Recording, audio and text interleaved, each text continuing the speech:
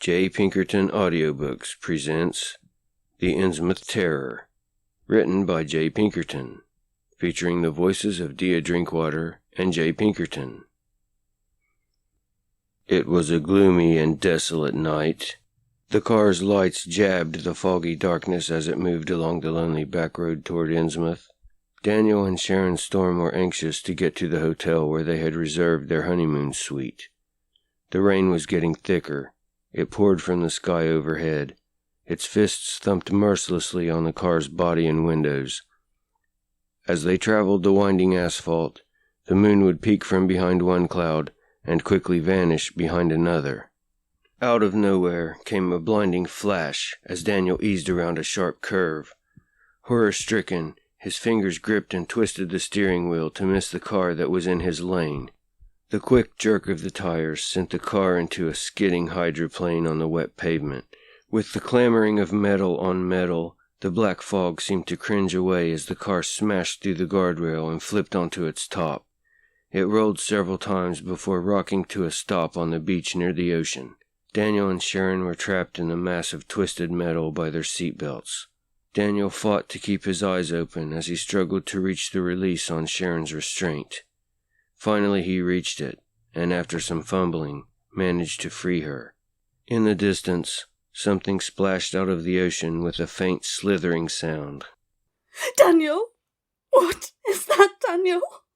Sharon's blue eyes were wide with fear as she turned her head and looked at Daniel. The slithering grew louder and nearer as the rustling, sliding sound approached. What is it, Daniel? Huge black tentacles crashed through the window, filling the inside of the car with an acrid stench. Slimy, slippery, slithering, the tentacles wound themselves around Sharon's chest, arms, and legs. Daniel, get them off me, Daniel! Get them off me, Daniel! She shrieked in a voice shrill with fear. Get off me, Daniel! Her breath rattled in her throat as she trembled in the slimy grasp of the serpentine limbs. Sharon's blue eyes widened further into mad pools of terror. Her mouth twisted into a hideous scream. Her arms flailed and her legs struggled. That terror-stricken, desperate face stared back at him, silently pleading for help as the tentacles dragged her from the car and out into the stormy night. Along the sandy beach they pulled her. Her smoothly tanned flesh gleamed white in the light of the full moon. Toward the ocean they towed her, until she dipped out of sight beneath the breakers. Sharon clawed at the surface of the water as the tentacles dragged her down, down, deep into the darkness of the sea. Daniel watched in horror as he yanked at his seatbelt. Finally, he was free, and he crawled staggeringly from the wreckage of the car. Toward the ocean he pulled himself, along the trail that had been made when Sharon was dragged into its depths. Clawing into the sand, he pulled himself closer. He had almost reached the jagged, rocky edge of the beach where it dipped into the water.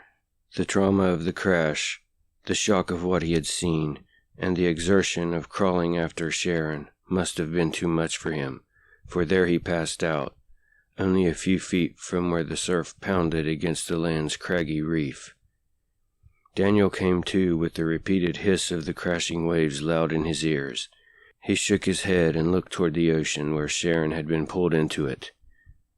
His terror was too desperate, too stark for screams, as he saw the serpent-like tentacles squirm out of the ocean. Toward him they reached, as if seeking with an obscene kind of hunger. The tentacles wriggled out of the surf, darting toward him. He scurried to his feet and tried to scramble away, but as he did, one of the tentacles caught his ankle. The cold, clammy strand felt as thick as a garden hose, and it clung like a hot wire. Waves of agony coursed through his body.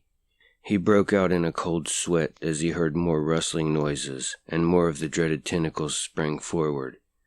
Stinging, ripping, hungry for blood, they slithered themselves closer and began to coil around his torso. With his bare hands he began to rip the gashing tentacles from his body. Blindly he struck out against the jelly-like feelers that lashed out to slither around his limbs. The sickening squash of splattered jelly echoed from the jagged rocks as he smashed his fists against the soft, writhing tentacles. The tearing sounds of ripped open flesh slashed through the crash of the tides as those merciless razor-like tentacles whipped at him again and again. Then he saw it for the first time, the eldritch thing that pulled itself out of the ocean. Its bulbous body was black and slimy. Its tentacles waved rhythmically in the air around its head, which was covered with countless red eyes. Its slavering mouth was gaping open and revealed tiny, pointed teeth similar to those of a piranha. Daniel only had time for a single startled shriek before one of the tentacles wriggled itself around his throat and began to draw him closer. Consciousness ebbed away, and Daniel surrendered gratefully to the darkness, the velvety, comforting darkness of death. He had almost given up completely when the darkness lifted. The slow-moving waves of the sea bathed and caressed his battered, bruised, bleeding body and revived his numb, terror-clouded brain. His eyes fluttered open, and he found himself back in the car with Sharon. The tentacles were gone, and the night air felt cool and heavy against his skin. Daniel reached out for the release on Sharon's seatbelt. Her hands sprang out for his wrists. He turned his head to look up at her. Her once blue eyes were glazed, as if they had been covered completely by yellowish cataracts. Gray sticky jelly dripped from her lips, which drew slowly back against her gums. The wind whirred a gurgling breath of doom as clammy, black, clutching tentacles burst out from her mouth and coiled themselves tightly around him. The end. This has been a J. Pinkerton Audiobooks presentation, written, produced, and narrated by J. Pinkerton, starring Drinkwater as Sharon, audio engineer Cristof Adriano.